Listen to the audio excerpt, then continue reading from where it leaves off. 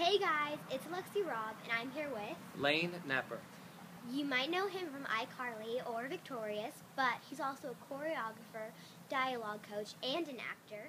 So you're an actor, dialogue coach, and choreographer, so how'd you get your start? I was born in Alexandria, Virginia, and when I was younger, I was always in the hospital because of asthma. So I would just be in the hospital all day watching television, and so I was inspired to do television. I started taking acting classes, dancing classes, and then ended up moving to New York and then LA, and that's really how the whole thing got started. Great. You're most well known for your role on Victorious. So what was it like working with the cast and Dan Schnieder? Working with the cast every day was insane. We had such a good time, we would laugh, and working with Dan Schnieder is just a blessing. I mean, the man is a genius. I've known him for years, and every day going to work was just amazing.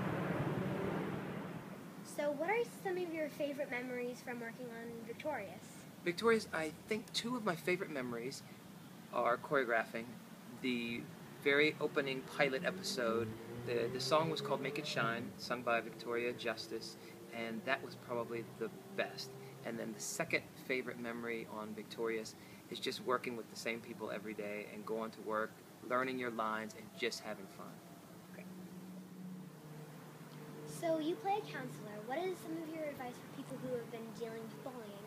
I think if you've ever been bullied, the best thing that I can say is to tell someone about it.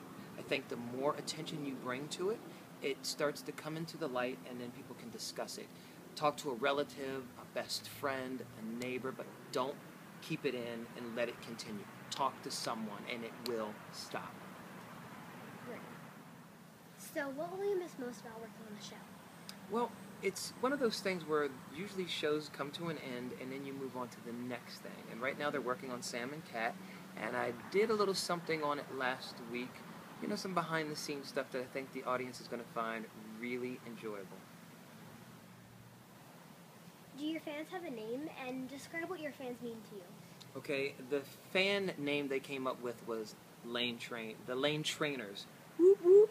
And the fans mean everything to me. The thing that I love about the fans is anybody who tweets me, I try my best to tweet them back. Even if it's a quick hello, stay epic, I love you, whatever it is, I really try to tweet everyone back.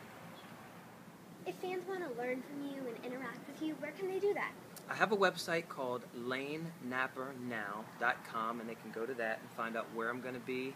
But I teach acting classes, acting workshops throughout the United States, and I also am a part of a group called Camp Pulse. And they bring in television choreographers, and we definitely get to interact with the dancer fans and everyone in between. And those are two great events that happen all the time, so check it out. As a choreographer and dialogue coach, what advice do you have for people trying to get into the business?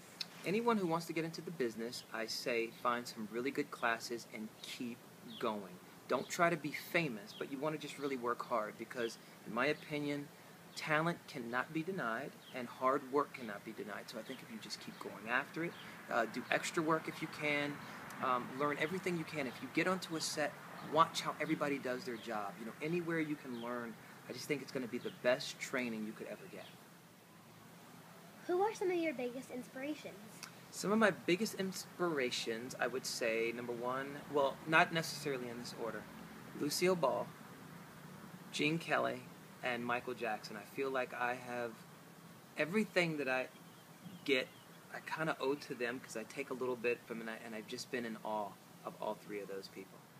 We asked our Twitter followers and some of your Twitter followers to submit questions, and here's some that we picked. Beyond Our Colors asks, will you be on any new shows?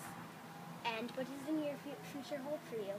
Well, right now it looks promising that I'm going to be on a few upcoming shows, then I'll just leave it at that. And if people want to find me, I'm always, when I'm in New York, at Broadway Dance Center. I teach tap, theater dance, so on and so forth, so you can always find me. Jen Liz D asks, what was your favorite dance combination to work on for the shows you've worked on?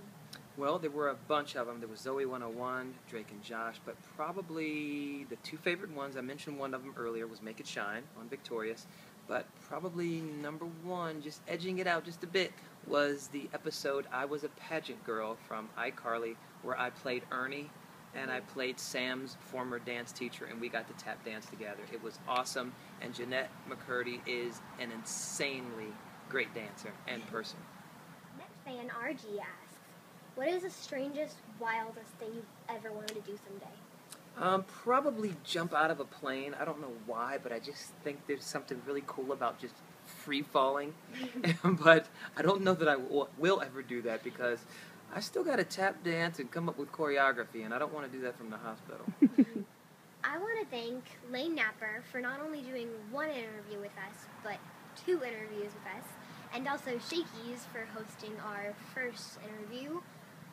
So, thank you. Listen, I just want to say thank you so much. You are awesome.